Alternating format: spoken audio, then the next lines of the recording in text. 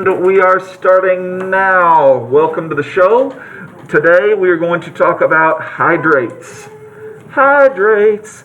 All right, a hydrate, of course, involves some form of water.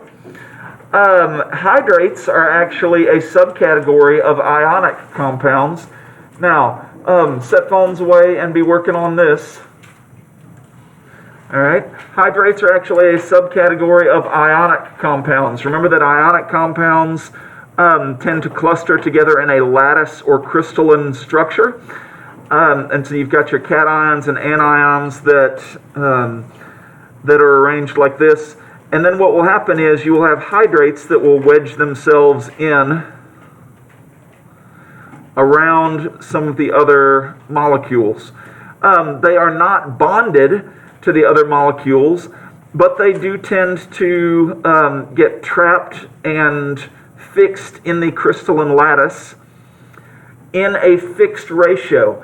So typically you will have one formula unit, that is one cation and one anion, to every certain number of water molecules. And so that is what we refer to when we talk about a hydrate. And so you've got your water molecules, again, just trapped and fastened there in the lattice work around the cations and anions. What is crystal lattice? The crystal lattice is the name that we give to this structure where you've got your cations and anions all arranged in this nice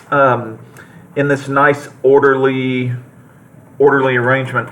Like if you took a bunch of tennis balls and golf balls and stacked them up, made a square out of the tennis balls, or even where you kind of fasten them together, and then set the golf balls in the little notches in between, and then stack some more tennis balls on top. So it'll take a lot of tape.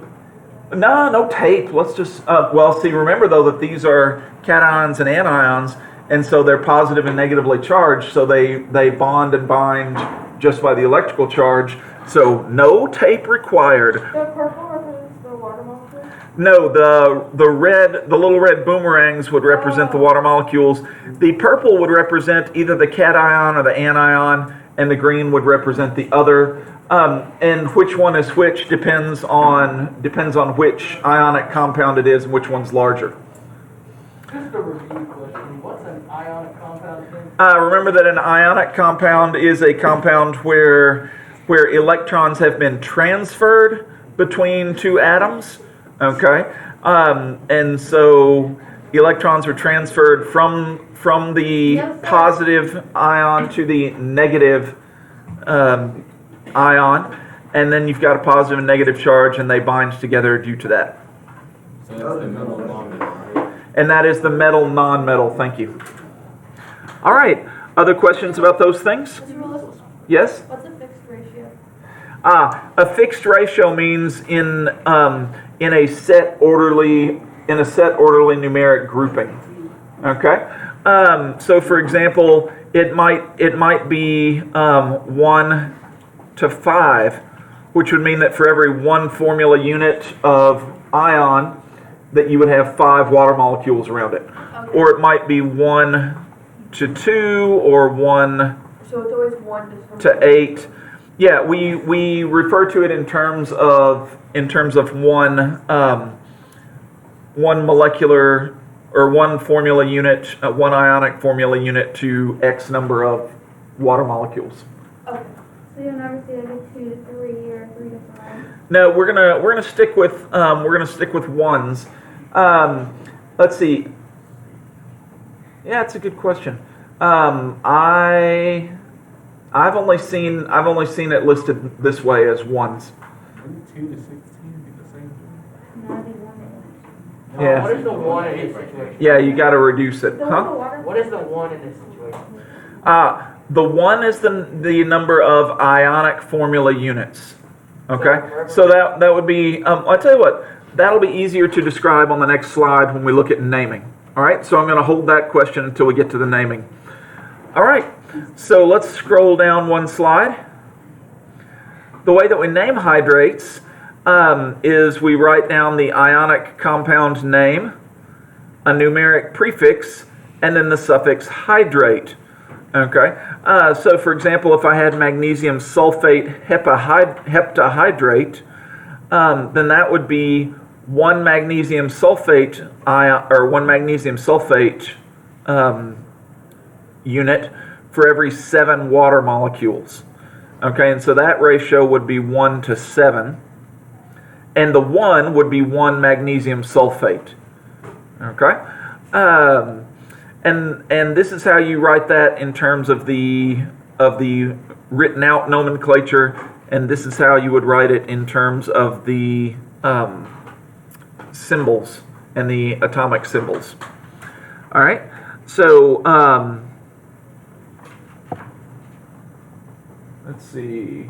Yeah. All right. Any questions about the naming idea? So again, there's our ionic compound, there's our numeric prefix, the same ones that we've been using, and there's the word hydrate. When you do a chemical formula, you list the chemical formula, you put your middle dot, and then a number and the symbol for water.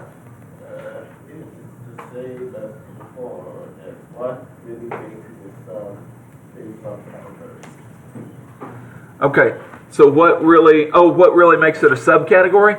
Because now we're talking about not just ionic compounds, but ionic compounds that are typically associated with water being stuck into the crystal structure. All right? Does that answer your question? All right.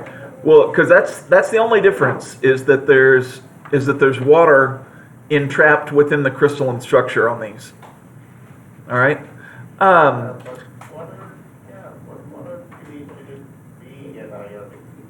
No, water is covalent. Water is going to be covalent. It's going to be a sharing situation. All right. Let's press on, and if we need to have further conversations about that, we'll come back and do that in just a little while. Kylie, what's up? So for the chemical formula, you already have the 1 in magnesium sulfate, and then you get the other half of the ratio from the numeric prefix? Yes. Okay. Yes. And that's that. So either MgSO4, 7, and then 7 and H2O, which we would call heptahydrate. Yeah.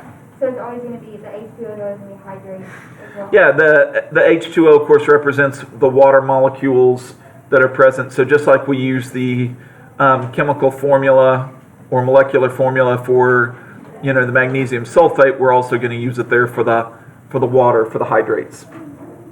All right. Other questions about that? No? All right. We are pressing on. All right. So let's look at this. Why don't you go ahead and write this down in your notes, and then we'll look at it in just a second. Yeah, it's the same thing. All right. It's the same. It's part A. So we have a 50-gram sample of the hydrate barium hydroxide, and we're going to gently heat it. You need to gently heat these hydrates if you want to drive off the water, which is oftentimes done for calculations. If you heat it too quickly or too aggressively, you will actually decompose the ionic compound, and we don't want that because that then changes what we're doing. So we want to heat gently just in order to drive out the water, but to still leave the ionic compound intact. After heating, the mass is 27.2 grams. All right, and then it says what is the percent by mass of water in the compound, and how many water molecules are associated with each formula unit of barium hydroxide. In other words, what is its ratio? What is its hydrate ratio? All right. So 50-gram sample of barium hydrate, and we're going to gently heat that. After heating, the mass is 27.2, and the question is, what is the percent of water? What is the percent by mass of water? All right, so I'm going to scroll on down and hey, just copy, just keep copying this part because that's the same thing. All right, and then we'll copy part B. Look, there's part B that we'll get to in just a moment. So everything's good. All right. Nobody panic. All right, so I've started with a 50-gram sample of the hydrate. So I'll just say of hydrated barium hydroxide. Ooh, barium hydroxide. So there's barium. How are we going to complete? Everyone just complete that on your note page. Barium hydroxide. All right.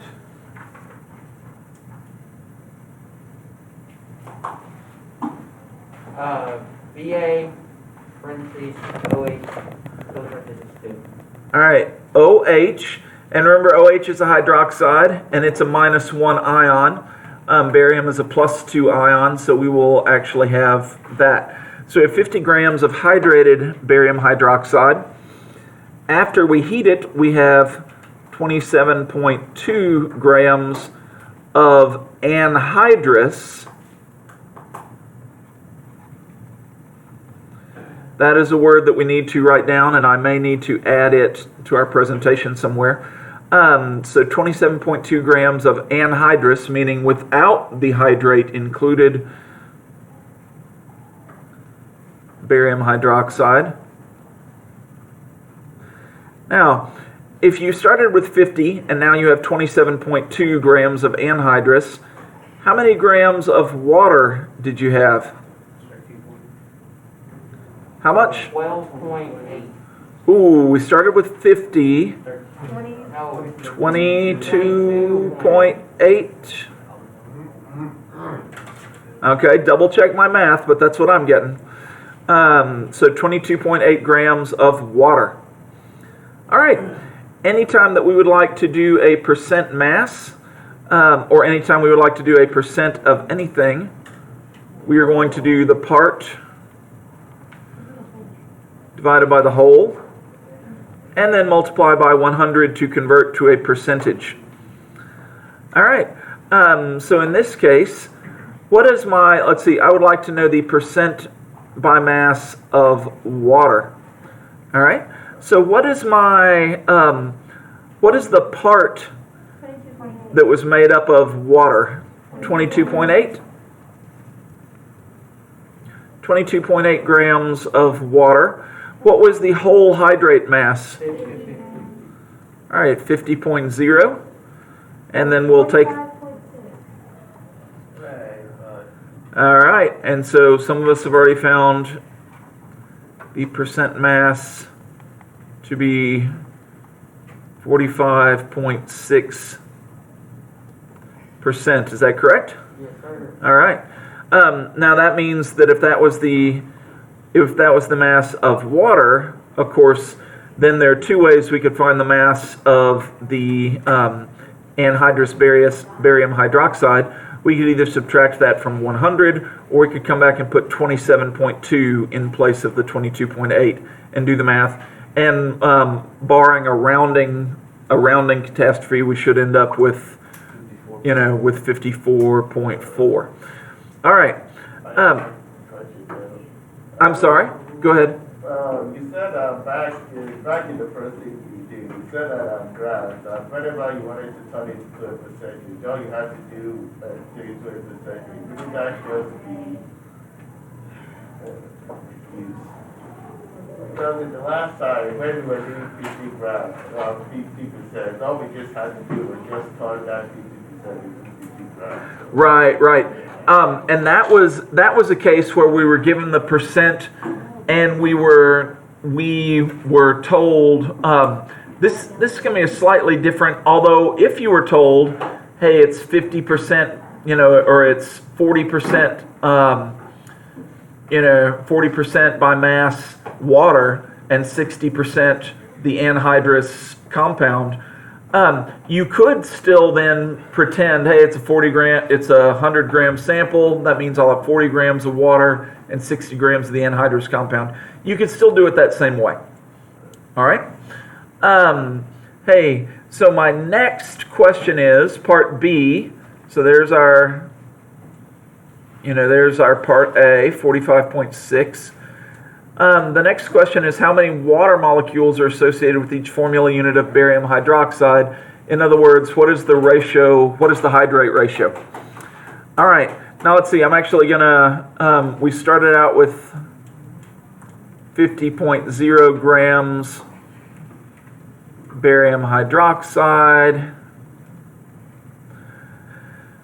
And we then had 27.2 grams of anhydrous.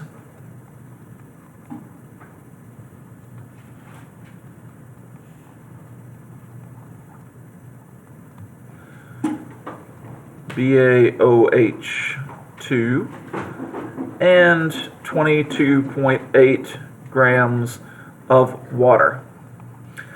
What we're actually going to do is basically follow the steps that we would follow to create an empirical formula. Okay? Except instead of finding out ratios of atoms to each other, we are going to be finding out the ratio of water molecules to units of barium hydroxide. All right? So the first thing that we need to do, since we already have our grams, is we need to convert grams to moles. All right, so our next step at this point is going to be to go grams to moles. All right, let's see. So let's. We're going to do that for all of them? Well, what we're interested in is the how many moles of anhydrous we have and how many moles of water we have. So we do need to do that for each of those. All right, now let's see real quickly. We've got, if we look at this, we need to know the molar mass. Okay, so we need to know the molar mass of barium hydroxide, and that's going to be in each formula unit of barium hydroxide, we're going to have 1 atom of barium. How many atoms of oxygen? 2. All right, because it's 2 times 1. You see that 2 then distributes with everything in the polyatomic ion. So 2 times 1 is 2, and then 2 times 1 is going to be 2 once again, hydrogens. Let's see, so what are our, let me erase this bracket, and, oh, okay. Let's not do that, let's do this. All right, so 1 barium is how many grams? 137.33. 137 what? 0.33. All right, good. 137.33 atomic mass units. Oxygen is going to be 2 times 16.00, and hydrogen is going to be 2 times 1.01. All right, so do all that math. 171.35. Thank you, ma'am. All right, and that is grams per mole. So that is the molar mass for barium hydroxide. All right, so if that's my molar mass, now I need to say to myself, hey, if I've got 27.2 grams of anhydrous barium hydroxide, how many moles do I have?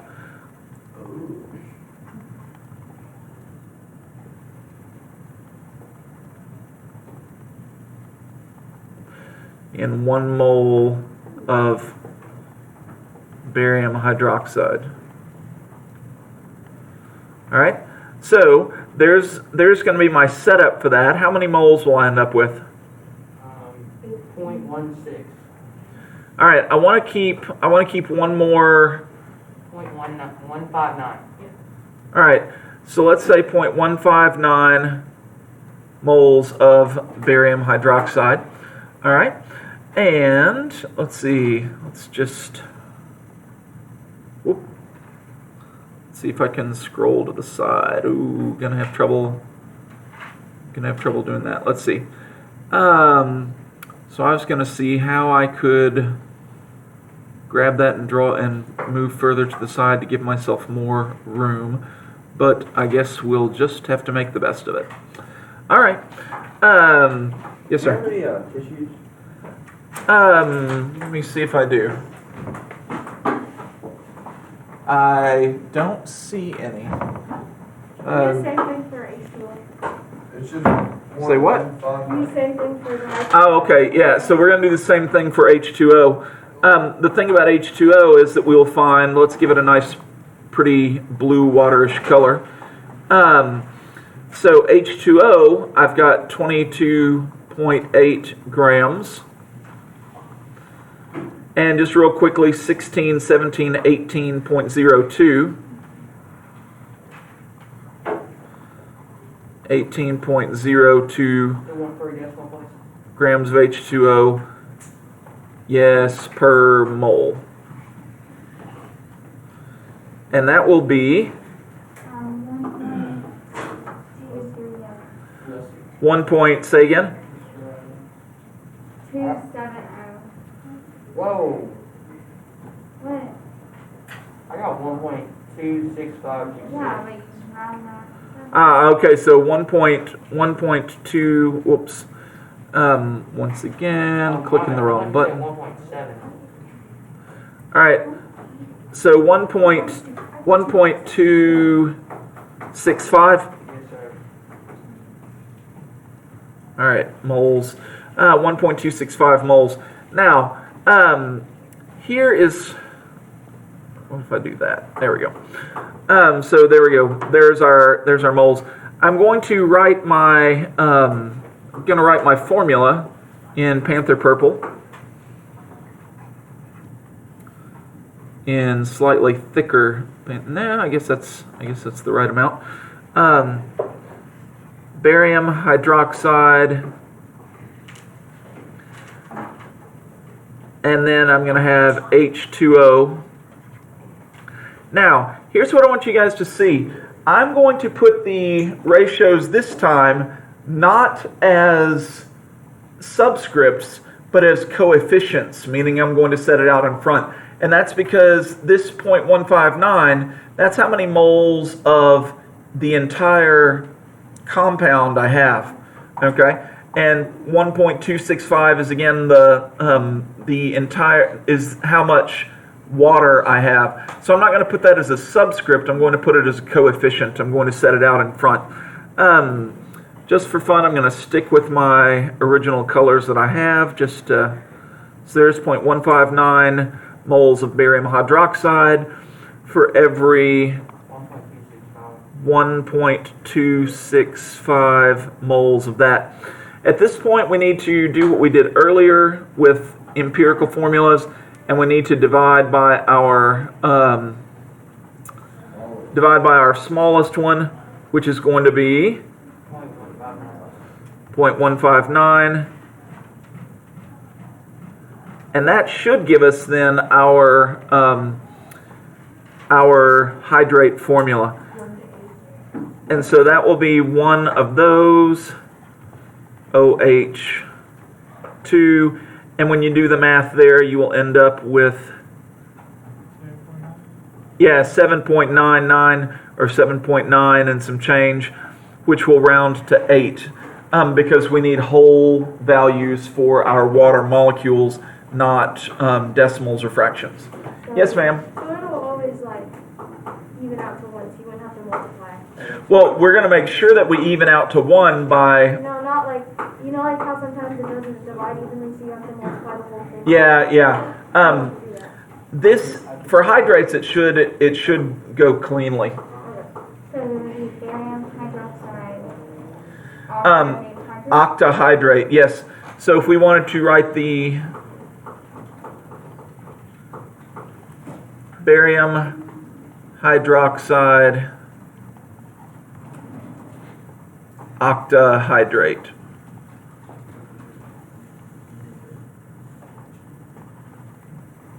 All right, questions about that? Excellent. All right, so let's scroll down and look at one more sample. Yes, go ahead. We need a little more of that. We're ready? Okay. So there's that. We have a 15.67 gram sample of magnesium carbonate hydrate that is gently heated and then found to have a mass of 7.580 grams. How many water molecules are associated with each formula unit? In other words, what is the hydrate ratio? I can make it bigger.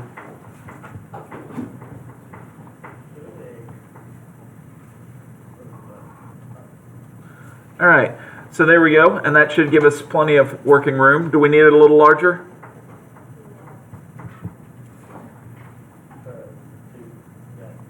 I got it.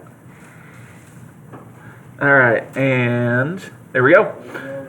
All right, so we already have grams, and we're not asked for percent mass, so that's going to be a straight calculation in terms of 15.67 grams of magnesium carbonate. Oh, that was the hydrate, so that's actually not what we're going to need. We need to write down the.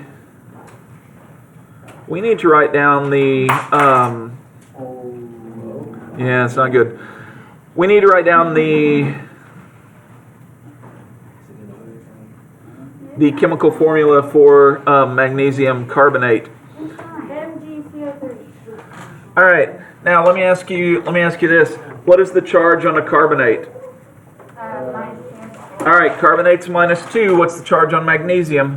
Plus 2. Okay, so it's a perfect match. So it will indeed be MgCO3. All right. And afterwards we are going to have 7.580 grams of that, which means how much water do we have? 8.09. All right. So 8 point what? Oh, no. 090. No, 8.09. You gotta add the 0 to make it 3. I ought to make it 4. Well, Technically you don't because. yeah. So there we go. We'll go with it. So wait. Hang on. The extra 0 or not? We'll skip it. Well, no, because the first sample has. Yeah, because it only has 2 decimal places, and so we should finish. If we did it by subtraction, we should finish that way. All right, 8.09. So next thing that we need to do is convert each of those into moles.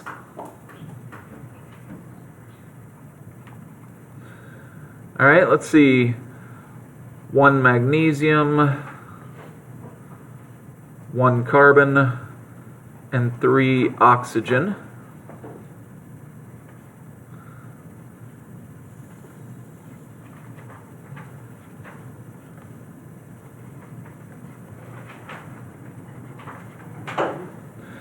And what is the atomic formula mass for magnesium? 24.31. Oh, 5. Yeah, Will you round that 5 to 1? All right. So there we go. And then when we combine all that, we should get 84.41. 84.41. Whoa. And there's our molar mass grams per mole. Yes or no? Huh. 3. Did you get 3 oxygens? Okay. All right. So we are going to take then and convert to moles. Should it not be 84.32?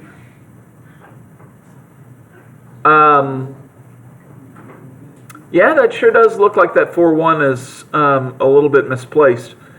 Because 1 plus 1 plus 0 is going to, I'm trying to use calculator instead. well, I mean, we, Oh, I see it wrong. I put 12.1 instead of 12.01. all right, so we're good there. That's why we confirm our math. 0.32 we said? Yes, sir. All right, thank you, no problem. 84.32. Excellent, thank you for your help. Now, let's see, water to moles. We have 8.09 grams. We're going to divide by 18 grams in 1 mole. So how many moles of water? Oh, okay, technically it is 18.02. You are correct. So please do the math for me and let me know what we get.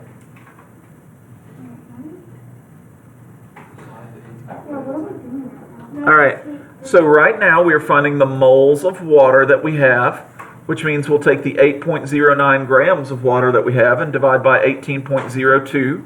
Oh, I'm 449. Say that one more time, 0.49? 449. 0.449 moles of water.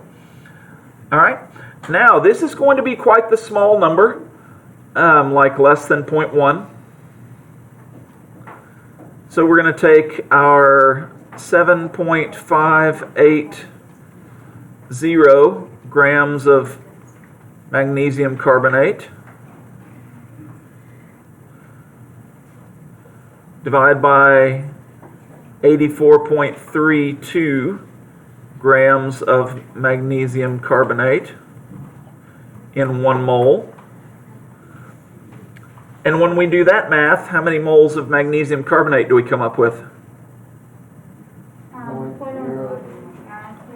Point zero. It's like 8, yeah. It's like 898, yeah. 898. Okay, so 090. All right, and so that many moles of magnesium carbonate.